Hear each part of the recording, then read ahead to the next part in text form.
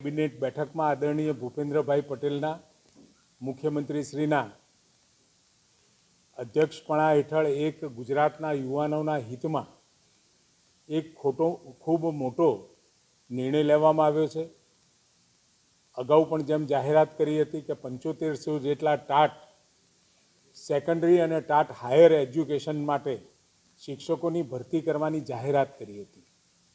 આજે વધુમાં એમાં ઉમેરો કરતાં 17,200 જેટલા શિક્ષકોની ભરતી વધારાની ટેટ 1 અને ટેટ 2ની કરવાનો રાજ્ય સરકારે નિર્ણય કર્યો છે અને આમ કુલ મળી અને 24,700 જેટલા નવીન શિક્ષકો માટે રાજ્ય સરકારે મહત્ત્વપૂર્ણ નિર્ણય કર્યો છે। એટલું નહીં પરંતુ કેવી રીતે ભરતી કરવી, કઈ તારીખમાં કરવી, એ તમામ વિગતો જે હું આપને આપીશ, તારીખો સાથેનો ક્રોનોલોજીકલ ઓર્ડર આપણે આ જે ભરતી કરીએ છીએ એમાં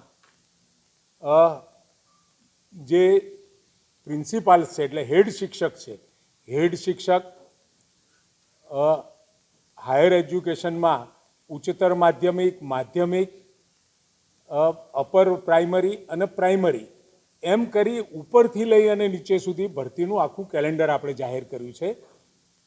આજ સુધીના સમયમાં સૌથી મોટી એવી આ 24,700 જેટલા શિક્ષકોની આપણે ભરતી કરી રહ્યા છીએ। વિવિધ તબક્કામાં પણ 12મા મહિના સુધીમાં આ તમામ ભરતીની પ્રક્રિયા આપણે પૂર્ણ કરીશું। આમ મહત્ત્વનો નિર્ણય આપણે આ કર્યો છે। ટેટ 1 અને ટેટ 2 ઉમેદવારો સંબંધિત પરીક્ષાના પ્રમાણપત્રની માન્યતાની અવધિ અંગે પણ મહત્ત્વના નિર્ણય કરવામાં આવ્યા છે। ટેટની પરીક્ષા માટે 2023 સુધી જેટલી પરીક્ષાઓ લેવાઈ છે એ તમામ પરીક્ષાઓ માન્ય ગણી અને આ ભરતી કરવામાં આવશે।